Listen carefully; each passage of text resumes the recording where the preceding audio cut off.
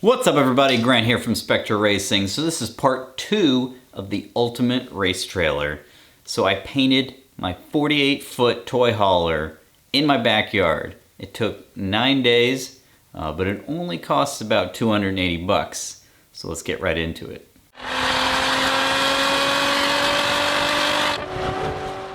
Okay, so if you haven't seen part 1 of the Ultimate Race Trailer, I go over where I got the trailer, why I have this giant trailer and stuff like that, and full deep into the rest of the build of the trailer and how I restored it. Now that the trailer is about 20 years old, the paint was really starting to show, or the lack of paint really, and a lot of the scuffs and some of the rivets and screws they used weren't actually aluminum and they were really starting to rust pretty badly. So it was really evident that it needed a new paint job. So as far as the paint job itself, it took about 9 days to do everything. You can see this this time lapse I'm overlaying right now. The first step was obviously pressure wash everything, give it a good bath and everything. Next step, you had to prep the surface. How do you prep 960 square feet of painted surface? Well, I took a giant hard-bristled broom and just went over the whole trailer and scuffed the crap out of it. After that, washed it again with a pressure washer, and then after that, primed it with some alcohol, and then after that, I used an aluminum primer. So it took, I think it took like 10 quarts of aluminum primer paint, and I think I used one or two coats, I don't remember exactly,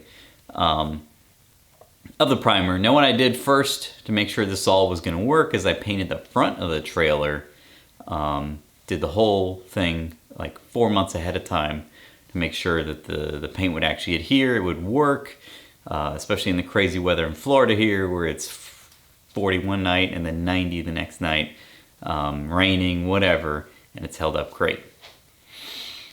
So after the primer, moved on to the regular paint. It's just a Rust-Oleum dark gray outdoor paint. Nothing special. It was $8 a quart, so it's fairly cheap. We'll see how long it lasts.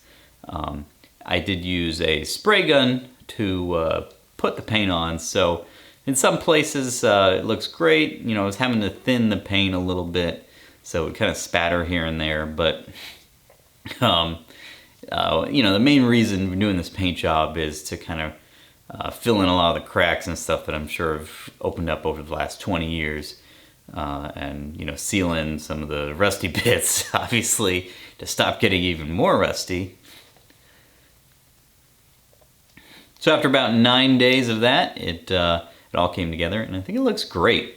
Like I said, it only costs about 280 bucks. You don't count that I went through one paint gun after learning that paint needed to be thinned pretty heavily. I'm not an expert in painting, but in some places it looks pretty bad, but most of all, from 10 feet away it looks great. It looks like a brand new trailer. You never know that I only paid $19,000 for this thing. These things go for about $80,000 or $90,000 new. So I think it turned out really good. Okay, so some of the other minor things I did to the trailer, I put new paddock lights on. Now the paddock lights on this trailer had never actually worked. It took me a while to figure out that they're actually 120 volt lights, not 12 volt. I thought they were hooked up to the 12 volt system for some reason. I'm just an idiot, and I've shocked myself many times figuring that out. But these new paddock lights I put in are insane. They are 10,000 lumen parking lot lights that I got on Amazon. They're meant for they're like industrial grade lights. They're in big, heavy housing. I had to mount them a little bit differently than normally you mount paddock lights, which is usually a little hanging thing so you can adjust it. And they are just insanely bright, and I'm excited to actually finally get to use them. I don't do a lot of night racing, but with some of the more drifting we've been doing here, I expect to be able to use them. Okay, some of the other minor things I did are I went through and replaced all the 120 volt plugs in the garage section and the outdoor areas. I haven't done that in the passenger area yet because they're not bad. The outdoor ones just plain old didn't work anymore. because they were just cracked or the ground had melted or something from someone trying to plug in, like crazy amounts of welder or something stupid. So replaced all those, put nice clear covers on them, as you can see. And in the garage section, I mounted a bike rack so the bike wasn't flopping around. And it's the little Rubbermaid track things. I forgot what they're called. But I'm actually hanging my lanai patio chairs or whatever you want to call them on there too.